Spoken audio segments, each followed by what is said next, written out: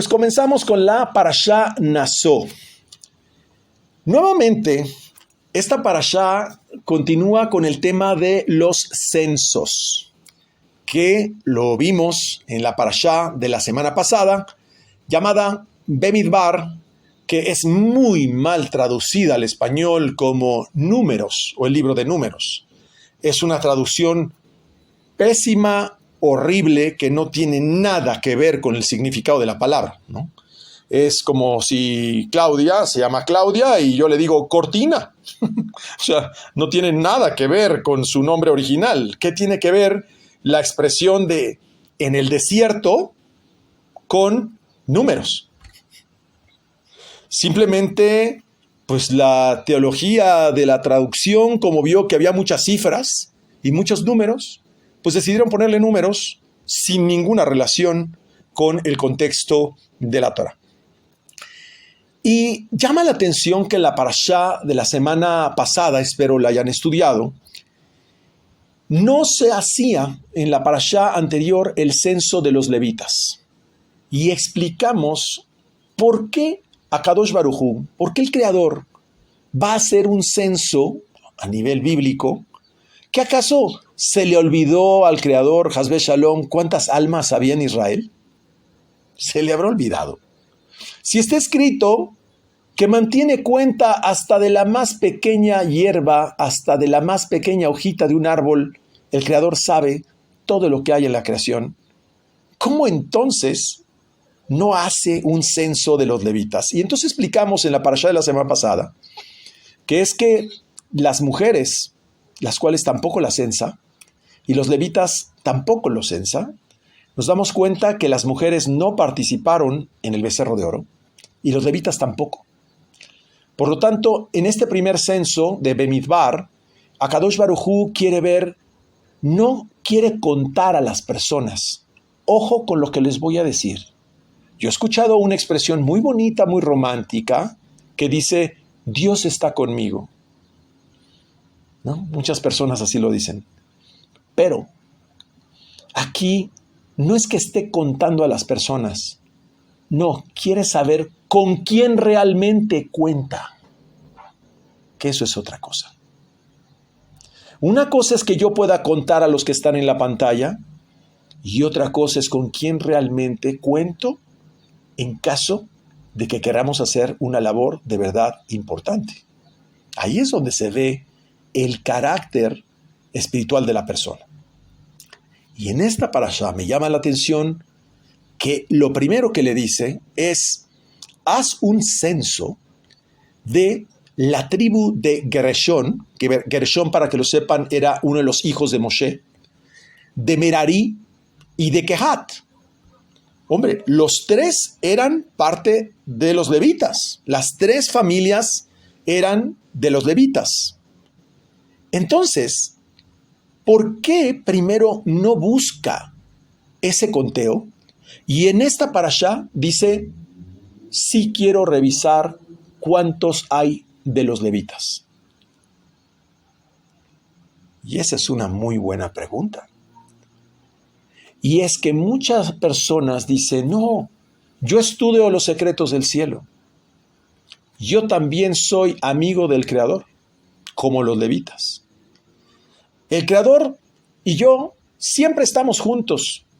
Es mi amigo. De hecho, a los levitas se les llamaba que eran amigos de Dios, porque eran los que cargaban el tabernáculo, porque eran los que cargaban el arca, es decir, los que llevaban encima lo que se llama el yugo celestial, es decir, la conexión continua. Y entonces, ¿por qué el Creador manda hacer un censo? Y esto aplica a todos. Aprendemos entonces que Akadosh Baruj Hu estaba buscando algo más dentro de un censo aún más profundo. No basta con que tú estés interesado en la parte espiritual. Eso no representa una conexión. Representa un impulso, una motivación de ti hacia afuera. Pero ahora habría que preguntar, si la conexión a nivel creador también es de allá para ti. Porque yo puedo decir que conozco muy bien al presidente de la República, pero la pregunta es si el presidente me conoce a mí. Y ese es parte del tema, que cuando nosotros tratamos de evolucionar en términos de nuestras cualidades como seres humanos y nuestras características, las reconocemos en nosotros, pero todas las fisuras que existen dentro de nuestro ser, esas no las alcanzamos a ver a simple vista. Y sin embargo, así como el Creador sabe todas las almas que están puestas sobre la tierra y fuera de la tierra, también de la misma forma tiene un censo de las fisuras que están dentro de nosotros. Nadie nos conoce mejor que el Creador. Entonces el Zohar empieza diciendo una referencia a una frase y le dice al principio de la Parashá Bamidbar, en el capítulo 4, versículo 21 y 22, dice: saca el total de los hijos de Gershón. Y Rabbi Abba, uno de los colegas a nivel del estudio de Rabbi Shimon Bar Yochai, explica que esta frase, saca el total de los hijos de Gershón, está asociada al Salmo 32, versículo 2, que dice: feliz es el hombre a quien Hashem, a quien el Creador, no imputa iniquidad y en cuyo espíritu no hay engaño. Repito la frase porque tiene su profundidad. Feliz es el hombre a quien Dios no imputa iniquidad y en cuyo espíritu no hay engaño. Vamos a desarrollar este tema. Pero primero, cuando leemos esta frase, alguien a quien no le imputan iniquidad, parece como que hay algo indebido, o como que hay un pecado o algo. Pero después cuando dice, y en cuyo espíritu no hay engaño, parece como que no lo hay. Entonces explica el Zohar que en la medida que entra la tarde, ¿sí?, la tarde del día, después por ahí de las 2 de la tarde, se libera el rigor, se libera la columna izquierda, la Geburá. Ustedes podrán observar que invariablemente todas las enfermedades normalmente se empiezan a agravar por la tarde. No importa que el paciente esté estable en la mañana, en la tarde-noche siempre se agravan las enfermedades. Y eso es una fuerza. Se llama Geburá, rigor, columna izquierda. Entonces, ¿qué podemos hacer nosotros? Para eso estudiamos Cábala. Para contrarrestar esa fuerza, que es una fuerza negativa. Para eso fueron establecidos las oraciones de Minjá de la tarde, que fueron instituidas por el patriarca Isaac.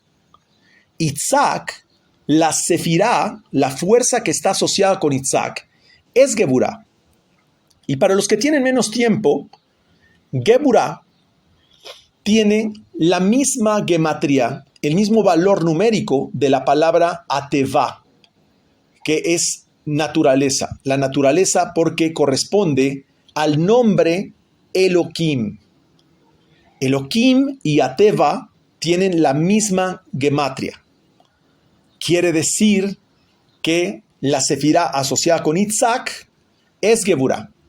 Y para ser muy claro, muchos dirán, pero ¿y qué significa que Isaac está relacionado con Geburá? Bueno, te lo voy a decir en un sentido muy práctico. Cuando son las 5 de la mañana y tú te tienes que levantar porque te tienes que levantar, eso es Geburá. Te guste o no te guste, tendrás que pararte aún en contra de tu voluntad por un bien propio o por un bien de alguien más. Pero ese rigor también es cuando viene una corrección sobre tu vida, te guste o no te guste, con tu hermano, con tu tío, con tu socio, con tu pareja, con quien sea. Entonces entra Geburá y se recibe la noche.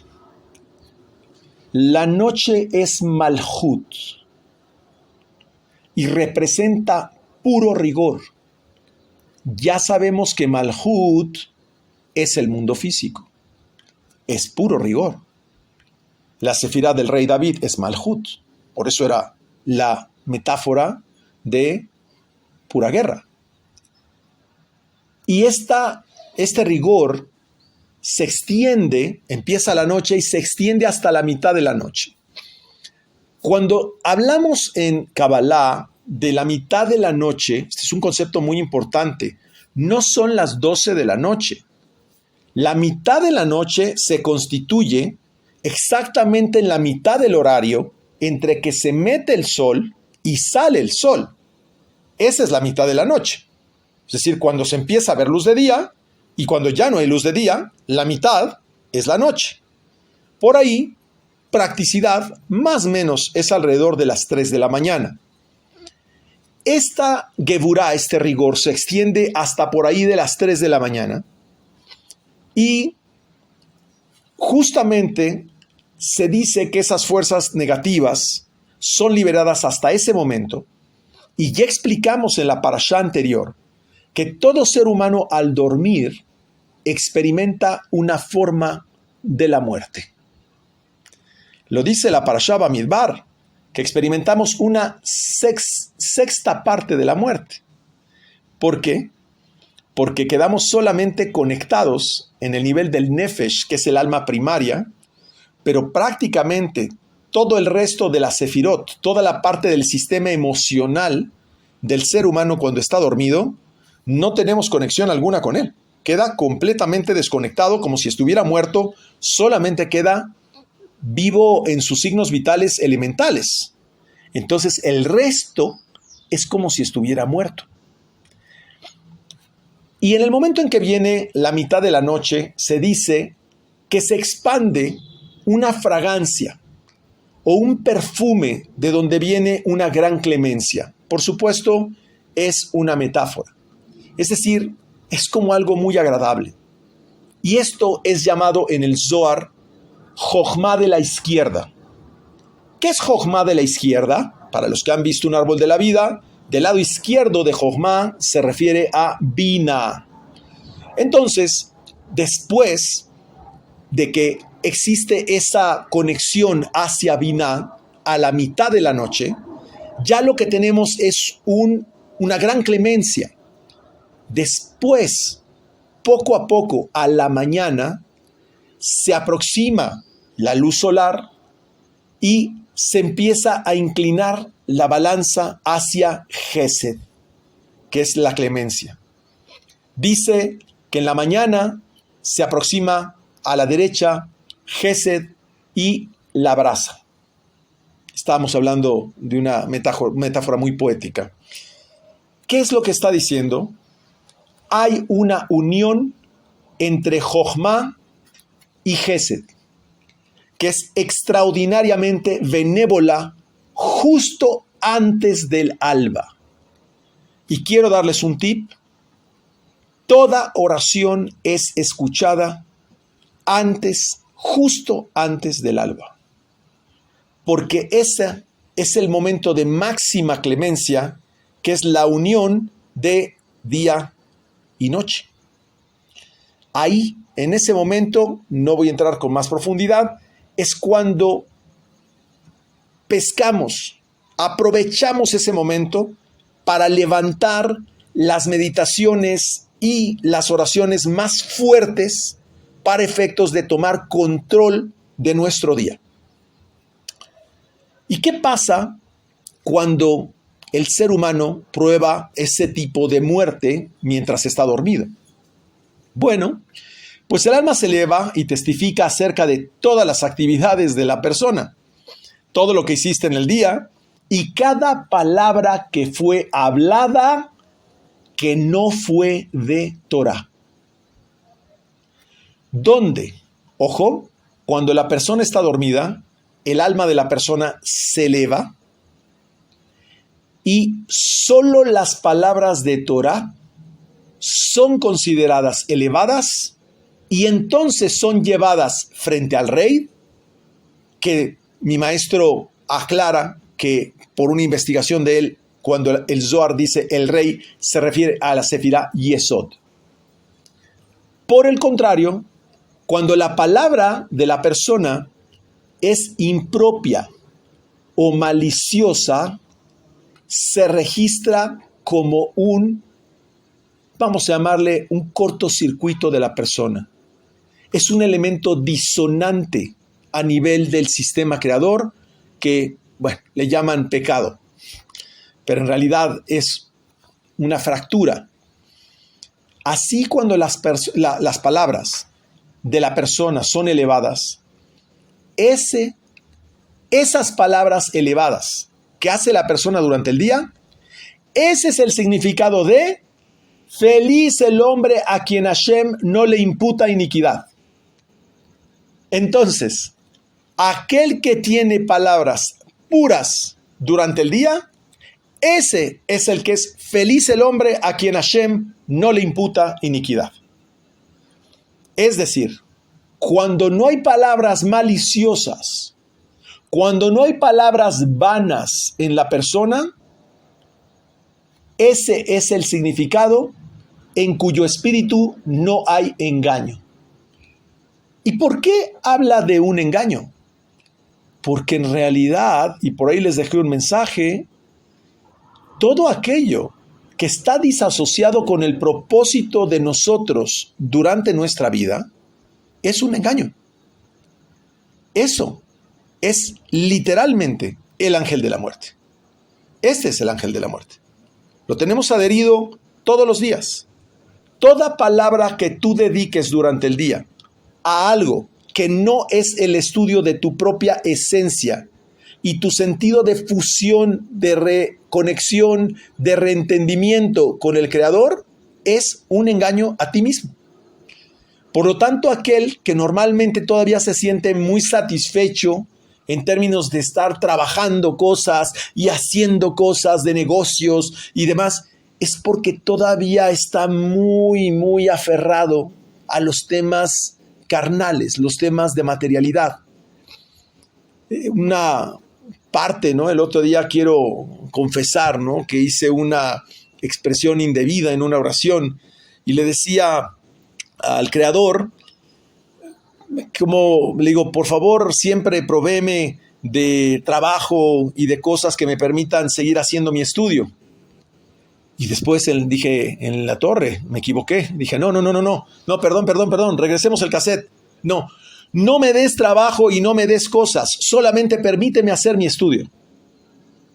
Es decir, porque todo lo demás, literalmente, en términos de nuestra vida, es un engaño. O yo les pregunto, parte del trabajo que ustedes están haciendo en lo que les guste, ¿se lo van a llevar? ¿Tiene alguna validez en el otro lado? Ninguna. Absolutamente no. El alma no tiene ningún interés en términos lucrativos, por supuesto, en este mundo, más que el reconocimiento de sí misma en términos del sistema creador. Entonces, cuando la persona no tiene engaño, de ahí tenemos que darnos cuenta, y les pido hagamos una reflexión, ¿qué hablamos durante el día? Porque normalmente hablamos muchas cosas en el día, pero debemos poner más atención que nuestra mayoría de palabras sean de Torah y evitar las demás.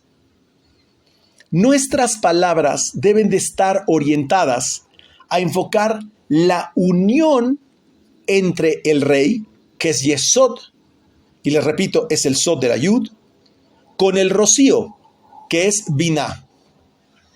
Es decir, las palabras que nosotros debemos de expresar deben ser la unión de la fuerza del Shabbat para efectos de evitar y controlar las radiaciones lunares. Y esto, por supuesto, para los alumnos que son más jóvenes, seguramente va a traer muchas dudas. Por eso estamos en una clase específicamente de Zohar. Aclaro, ¿no? ¿Qué tiene que ver esto con el censo de los levitas?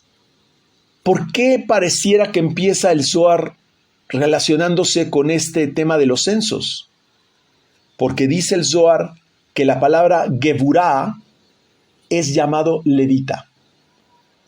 Los levitas que eran los que llevaban el tabernáculo, vienen de la columna izquierda, vienen del rigor, pero son aquellos que han transformado el rigor en clemencia. Es aquel que ha transformado la Geburá en Gesed.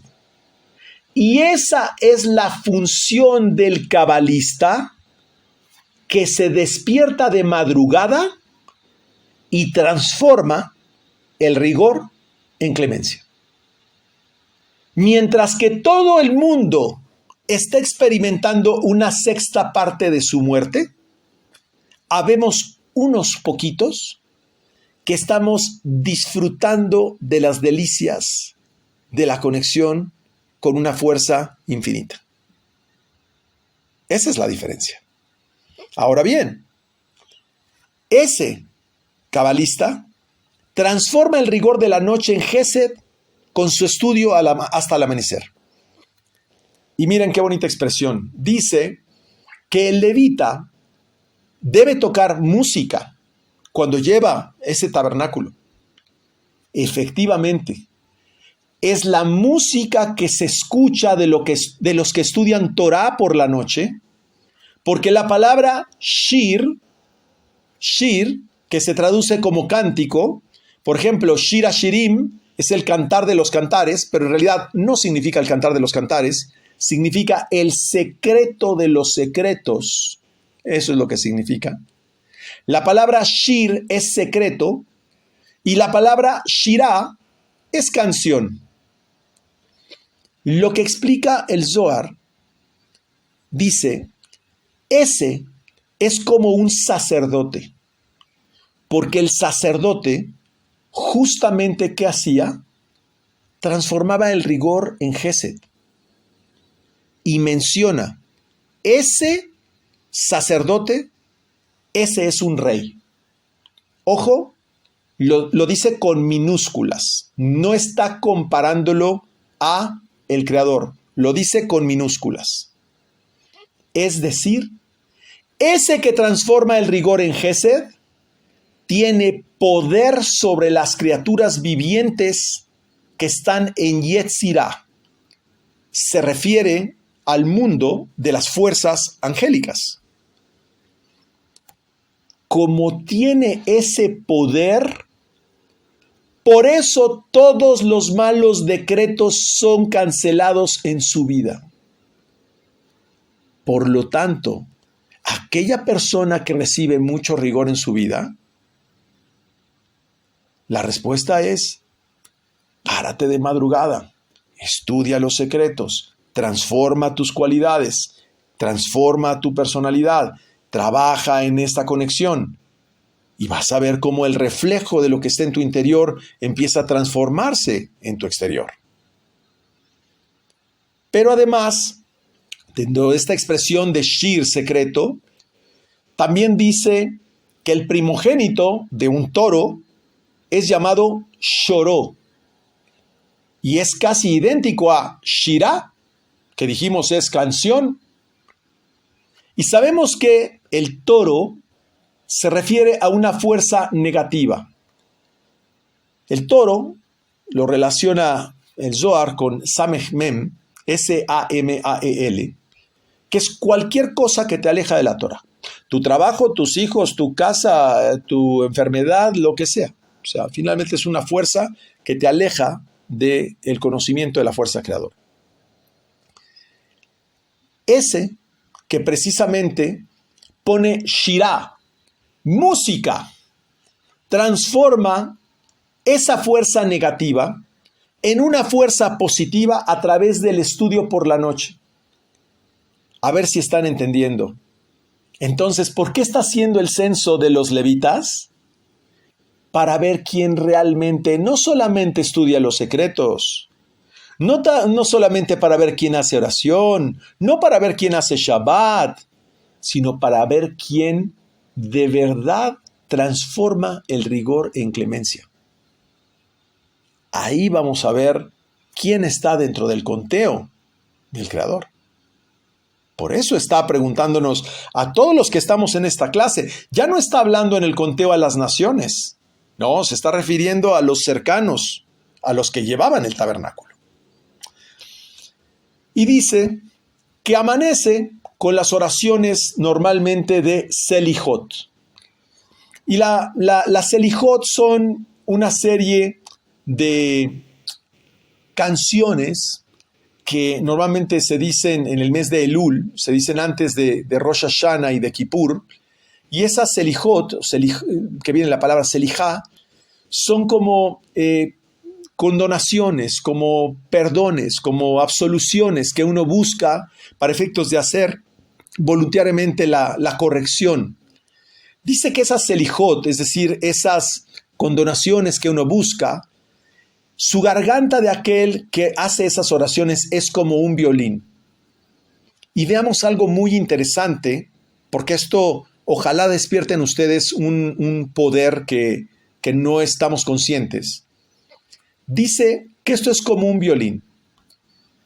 Para producir sonido con las 6 partes de sus pulmones, 5 lóbulos, y con el lóbulo rosado, que es un pequeño lóbulo venoso adherido al pulmón, y los 6 anillos de la tráquea.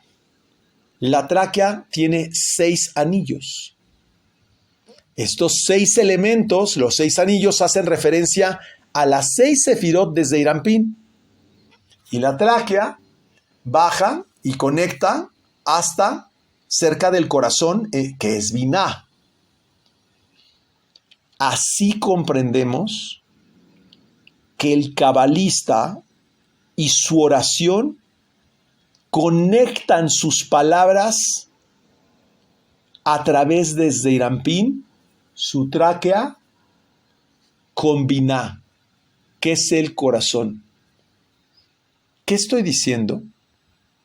Que nosotros somos un artesano, una maquinaria, donde tenemos una correspondencia cósmica en nuestro cuerpo para que lo que es pronunciado a través de nuestra palabra y que conecta con nuestro corazón, que la tráquea es Zeir Anpin y el corazón representa Biná, conforme lo describe el Zohar, esa conexión con Biná, dice el Zohar, es, mucha atención, Ben Ya. ¿Y qué es Ben Ya? Ben Yud Hei. ¿Y qué es Ben Yud Hei? Ben en hebreo significa hijo. Y Yud Hei se refiere al mundo de Atzilut, el mundo de la emanación. Por lo tanto, ese que conecta con el corazón, con Biná, Ben Ya, conecta con el nivel de Atzilut, y a su vez con la tráquea, conecta con Zeir Anpin. Ese es llamado, para que entendamos, en lenguaje cabalístico, Hijo de Dios. ¿Por qué es llamado Hijo de Dios? Porque tiene la capacidad de bajar a Dios en su trono. Es decir, meditar el nombre de Dios en la relación conyugal, porque une Yud Hei, que es Jochma y Biná, y lo une con Yesod, que es la sexualidad, que es llamado el trono elevado. Por lo tanto, esta acción de meditación en la relación conyugal es llamado el trono elevado. Y dice el Zohar, hay otro trono menor, que, resumiendo, son las palabras de su tefilá, que son como un shofar, como un cuerno, un shofar, que es su tráquea, que une Yud Hei Vav del tetragrama con la última letra Hei, que es Malhut. Y esa Malhut es la boca. Es decir, toda la fuerza de las intenciones que conectamos a través de Biná con el corazón, con el cerebro, que es Jochma, que une Jochma, Biná y luego Zeirampin a través de la tráquea y luego desahoga la palabra en la boca, que es Malhut. Es decir, es llamado Hijo de Dios aquel que su voz escala los peldaños para llevar su oración a Biná. Y dice literalmente el Zohar, el corazón, o sea Biná, es el secreto de la frase que Hashem tendrá guerra con Amalek. ¿Qué tiene que ver? Esto está en Shemot, capítulo 17, versículo 16. Dice, porque el hígado es S-A-M-A-E-L. Es decir, esa fuerza negativa, que sería el ángel de Sav, es el hígado. Las emociones bajas, las vísceras.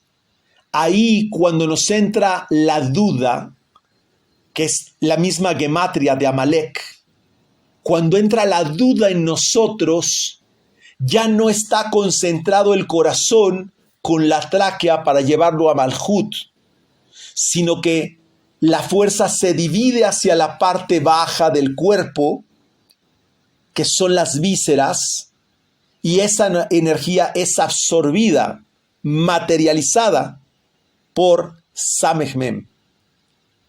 Por eso es que cuando nosotros estamos meditando, intencionando una oración, conectamos cerebro, corazón, hígado, porque queremos materializar esa meditación y esa verbalización con el hígado. Pero cuando esa duda entra en nosotros, esa energía es dividida y genera emociones bajas. Conecta con las vísceras. Por eso dice, la boca es el secreto de la silla. Así lo dice. En hebreo, silla se dice kisé. O sea, el trono, que se dice kes. La raíz kes. Y esto lo que quiere decir, ahorita lo voy a explicar. Toquen ustedes un shofar en la luna nueva, en la luna llena de Kesé. Así lo dice el Salmo 81, versículo 4. En lugar de luna llena, dice Kesé. O sea, dice, toquen, se los voy a traducir para que todos lo entiendan. Toquen ustedes un shofar en la luna nueva, en la boca. Quiere decir que la conciencia que ponemos en nuestra boca, que es la última Hei del tetragrama, porque esta vale 5, porque tiene 5 partes la boca, como si fuera un artesano. La boca tiene, lo explica el Zohar, 2 tipos de dientes y molares, 2 labios y un paladar. Esta clasificación suma 5 categorías. O también, como se explica en el Sefer Yetzirah, hay lengua, paladar, dientes, labios y faringe. Quiere decir que nuestra boca es un artesano que puede fabricar y materializar cosas. Porque dice el Zohar, la tráquea es la Vav. Y la letra Vav vale 6. Donde hay 6 anillos asociados a la tráquea, que en realidad se refiere a que hay 6 sefirot. Como si fueran 6 anillos, 6 sefirot. Entonces explica el Zohar algo poderosísimo. El habla emana de Biná, que es el corazón, y con el pensamiento, que es el secreto de Jochma. Entonces, comprendemos que cuando nosotros hacemos una fisura con palabras maliciosas o con palabras vanas, estamos fracturando toda la fuerza potencial creadora que está desde el corazón hasta la tráquea y sale por la boca. Aquí comprendemos que de la misma forma, cuando el hombre hace una fisura, hombre o mujer, claro, cuando digo hombre me refiero al el genérico, hace una fisura a través de su boca o de su sexualidad, esas fisuras son tan graves como las que ocasionó Adán. Entonces, para entender, el pensamiento es Jochma, el corazón es Biná, la tráquea es el secreto de Zeirampín, con las 6 sefirot, Gesed, Geburah, Tiferet, Netzach, Od y Yesod. Son los 6 anillos de la tráquea. Y la boca es Malhut. Y la raíz del cerebro, que es Keter, forman las 10 sefirot. Nos está explicando que así el ser humano es un microcosmos que tiene la capacidad de materializar cualquier cosa cuando todos estos elementos entran en una total congruencia y lo manifiestan. Por eso cuando sonamos el shofar, lo sonamos 10 veces, porque corresponde a 10 sefirot. Por lo tanto, esta explicación que estoy dando de esta morfología espiritual asociado al ser humano es la razón por la cual se tienen que estudiar los secretos del cielo. Y dice el Zohar, por eso es más importante el estudio de los secretos del cielo que las ofrendas y que los holocaustos. Y todo esto es lo que quiere decir la frase: esta es la Torá de la ofrenda quemada, de la ofrenda de harina.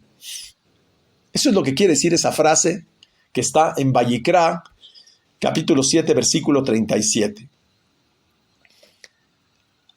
Cuando una persona sigue los caminos de la Torá, es decir, estudia los secretos, atrae sobre sí un espíritu celestial, un espíritu Kadosh. Kadosh es santo, pero no es santo con una aureola, sino se refiere del otro lado, de la parte metafísica. Como dice en Yeshayá, en Isaías, capítulo 32, versículo 15. Dice Yeshayá: hasta que un espíritu se derrame sobre nosotros desde lo alto. Así dice su frase. Se refiere a aquel que se atrae esa fuerza sobre sí mismo en el estudio de los secretos.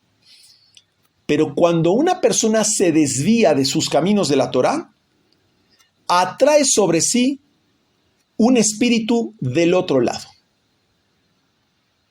del lado impuro. Digámoslo en palabras simples. Esa persona normalmente va a tener pensamientos y emociones que generan una distorsión del sistema creador. No está en armonía con el mismo.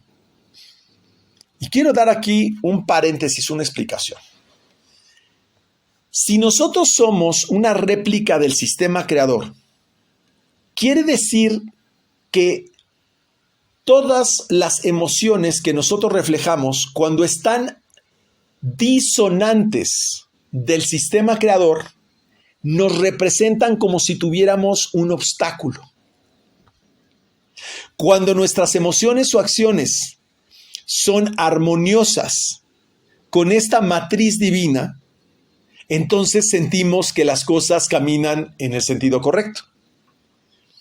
Lo que pasa es que hay que ver si tenemos matricidad en nosotros.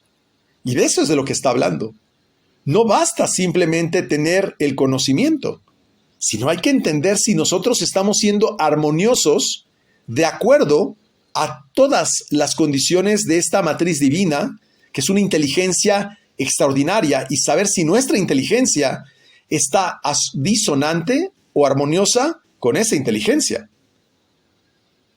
Cuando nosotros, evidentemente, nos ponemos a hacer negocios, a trabajar, a hacer otras cosas, eso es disonante.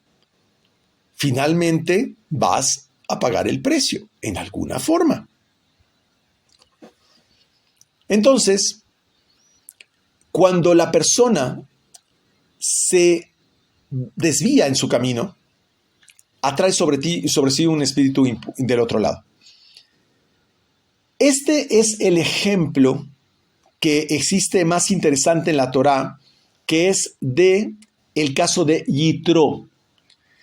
Yitro era un sacerdote de Midian que adoraba ídolos. De hecho, era un sacerdote idólatra. Pero cuando conoció a Moshe, él abandonó completamente todo eso.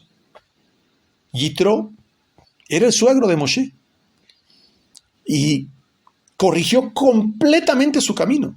Su forma de hablar, su forma de pensar, su forma de ser, su forma de actuar, todo lo modificó porque se sorprendió de la sabiduría que contenía la Torá a través de Moshe. Este ejemplo es el que abandona ese camino para aprender el camino de la Torá. Cualquiera que transgrede los mandamientos, y ya hablé anteriormente que no estoy hablando de una religiosidad, sino de entender esa intención. Cualquiera que transgrede los mandamientos hace una imperfección arriba y abajo. ¿Por qué? Porque el mandamiento no es el hacer físico, tiene una intención. Por lo tanto, hay una intención que causa una imperfección arriba y también se perjudica abajo. Dice el Zohar, aquel que transgrede los mandamientos es imperfecto en todos los mundos. Abandona la misericordia y se trae a sí mismo el juicio. La expresión que viene, esto es muy interesante, habla muchas veces la Torá de los pozos. Uno de nuestros colegas alguna vez me preguntó sobre los pozos. Dice en Shemot capítulo 21, versículo 33. Si un hombre abre un pozo o si cava un pozo, así lo dice en Shemot, se refiere a aquel que daña el mundo con sus cortocircuitos. Entonces dice, la persona no es que debe arrepentirse, hacer teshuvá se confunde con el arrepentimiento. Vamos a entender qué significa teshuvá, qué significa el arrepentimiento. En realidad, teshuvá se traduce muy mal como eso. A lo que se refiere realmente teshuvá o arrepentirse, no es sentirse culpable, es a ya no tener esa práctica más. Punto. Eso es lo que demuestra. Cuando una persona dice, estoy a dieta, y come algo que no debe, se siente culpable. Pero en cambio, cuando la persona está en una dieta y hace lo correcto, se siente bien. Porque ya no está haciendo lo que le hace daño. Pues esa es la conciencia. En el momento en que yo ya no tengo, igual que Yitro, las mismas costumbres, los mismos hábitos, las mismas formas de actuar, ya hice teshuvá. Es decir, no es que me siento arrepentido y culpable, no. Significa, cambié toda mi estructura de pensamiento, de emoción, de actuar, toda mi forma de vida la he transformado para no repetir ese mismo error. Ahora bien, cuando la persona decide no hacerlo más, ese es arrepentimiento. Sin embargo, dice hay muchos pozos que cavamos también contra nosotros mismos. Es decir, hay muchos cortocircuitos que hacemos contra nosotros mismos. No solamente es que cuando tú transgredes Shabbat, lo que estás haciendo es dañarte a ti mismo. Es cavar un pozo. Y por otro lado, también cavar un pozo dice que un hombre o una mujer cometa contra Hashem algún pecado, confesará su pecado y lo restituirá. Esto está escrito en Bemidbar, mal traducido como Números, capítulo 5, versículos 6 y 7. Entonces comprendemos. Dice, hay que confesarlo y restituirlo. ¿Confesarlo con quién?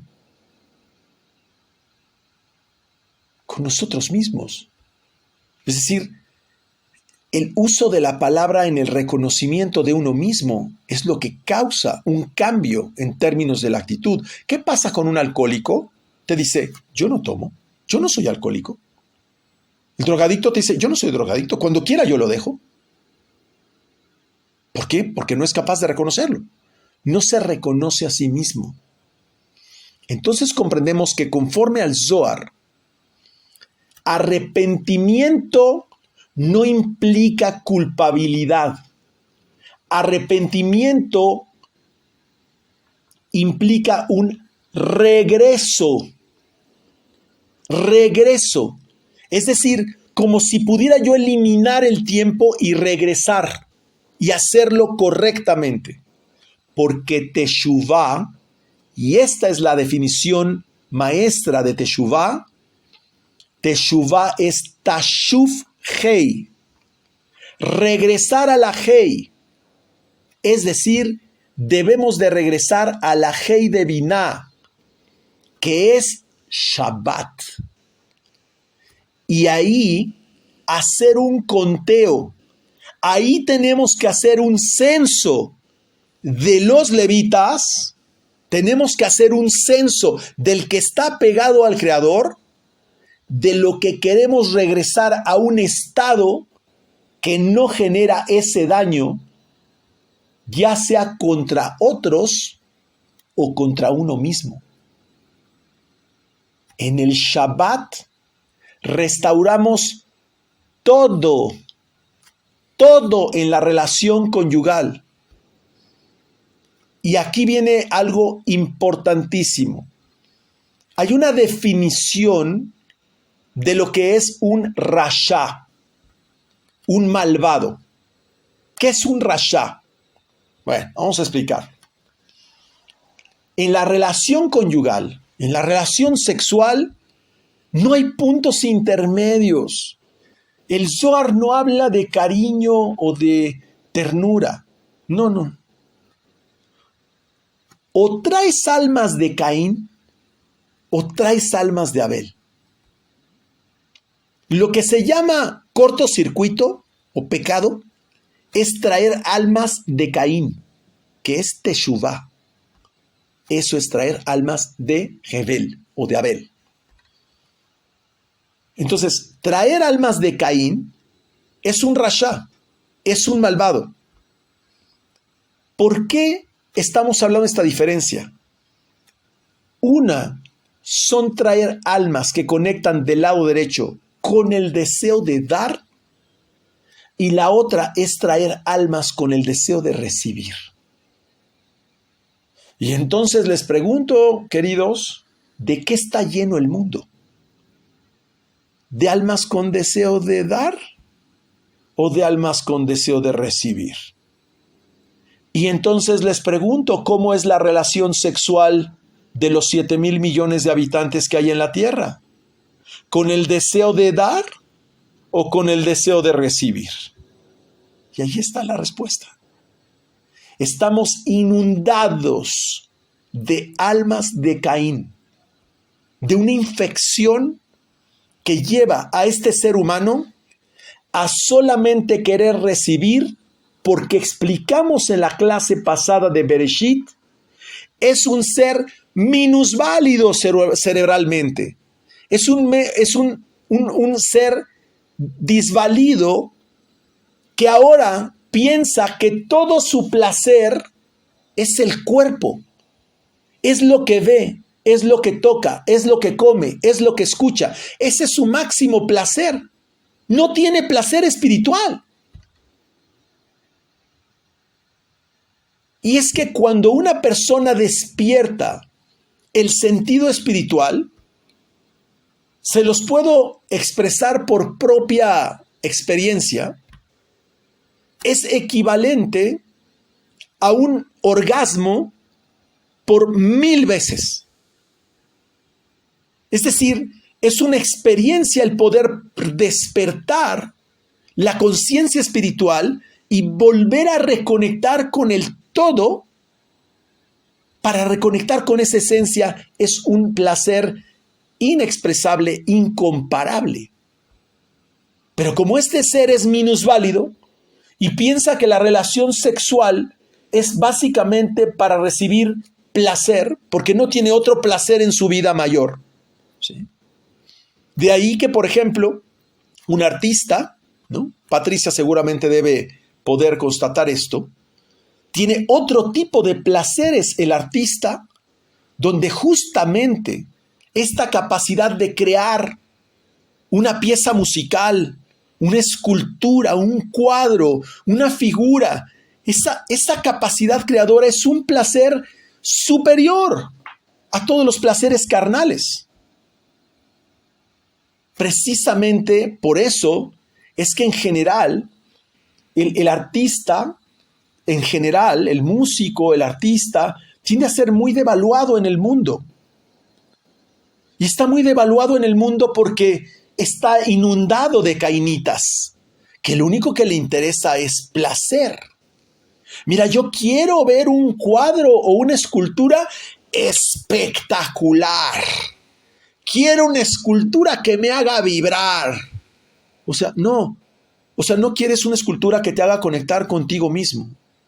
Una escultura que te haga poder ver la proyección del ser o del potencial del ser humano o de sentirte vivo. No. Tú lo que quieres es nuevamente conectar con lo que te da placer. ¿Sí? Y eso es. Justamente las personas que conectan con el cerebro derecho sienten ese placer que de verdad un artista podría llegar a rebasar la emoción de un orgasmo en la forma de cómo conecta con ese vibrar, con esa emoción, que no es una emoción que se siente a nivel de la piel, sino a nivel del corazón y del cerebro. Es una unión incomparable de lo que está hablando el Zohar. Aquel que tiene una relación conyugal y sabe expresar este placer a nivel espiritual, les puedo decir por experiencia que ese hombre normalmente se rompe en lágrimas de la emoción tan grande que existe dentro de él, de lo que puede experimentar en ese momento. Eso lo que hace es desprender las almas de Hebel, el Shabbat de Abel. Eso es conectar con ese deseo de recibir. Por ejemplo, imagínense alguien que en el momento cumbre lo que quiere es infundir amor y conectar con una fusión de amor tremenda con el mundo. La persona se rompe porque el alma recibe una energía de un potencial tremendo. Por el otro lado, la persona que conecta con el orgasmo físico, deseo de recibir, siempre está insatisfecha. Siempre quiere más. ¿Por qué?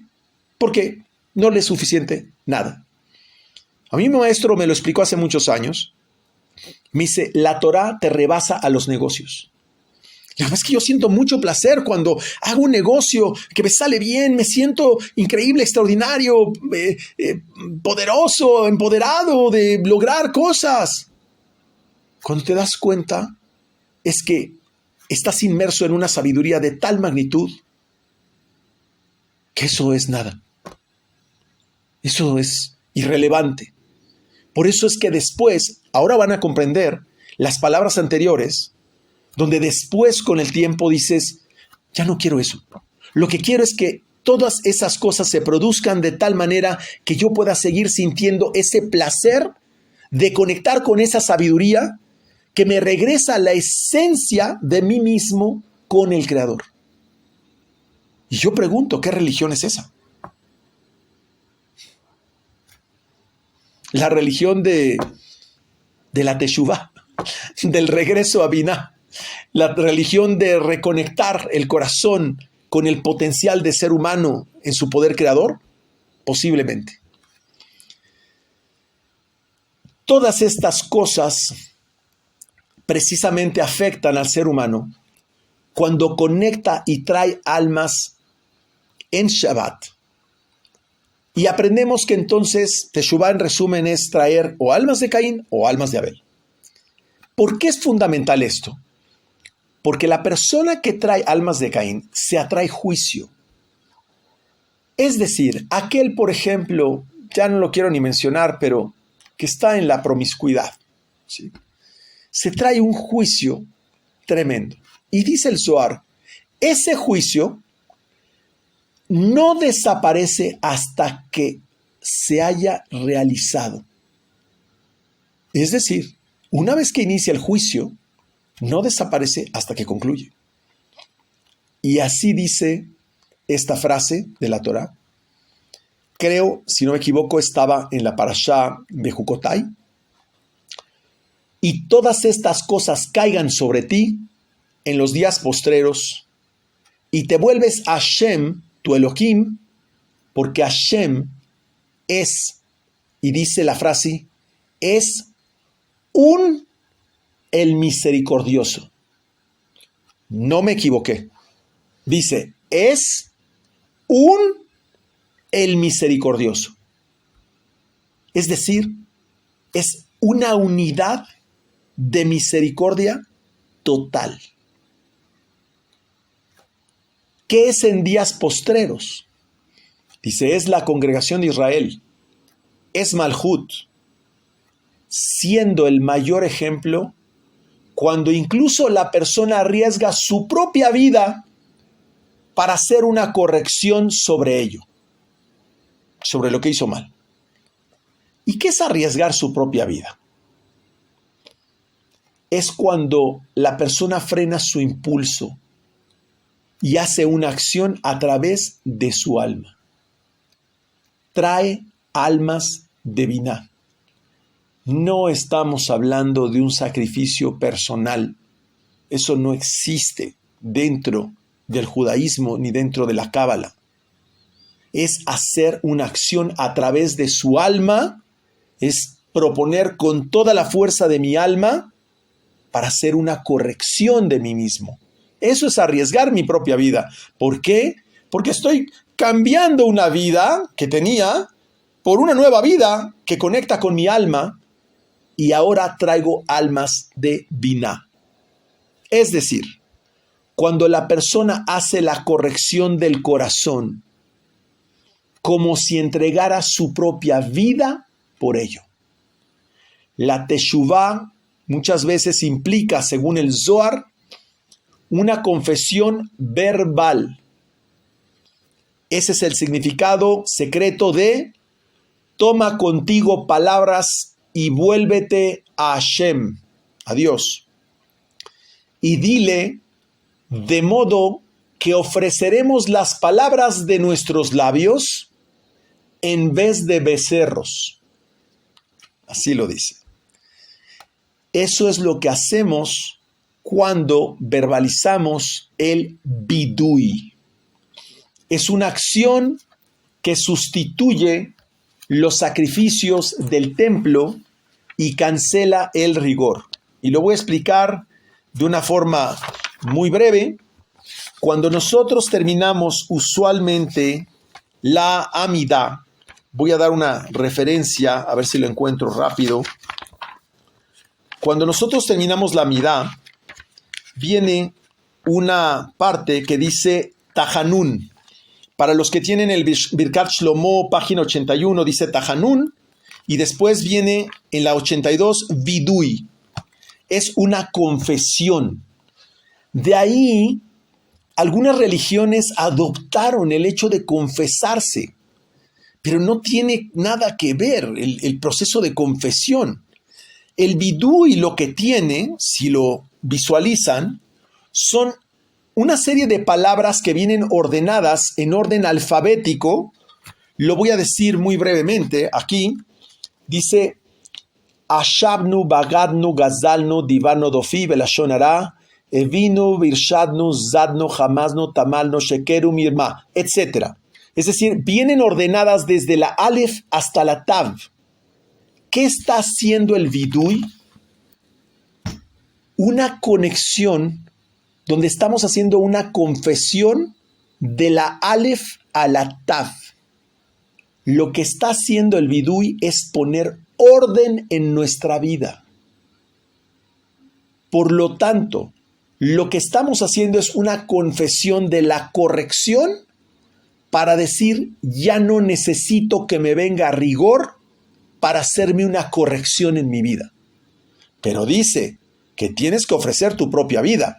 Es decir, tienes que hacer una corrección de corazón, en verdad, con el alma. Y esa corrección evita que venga dolor, rigor a la persona.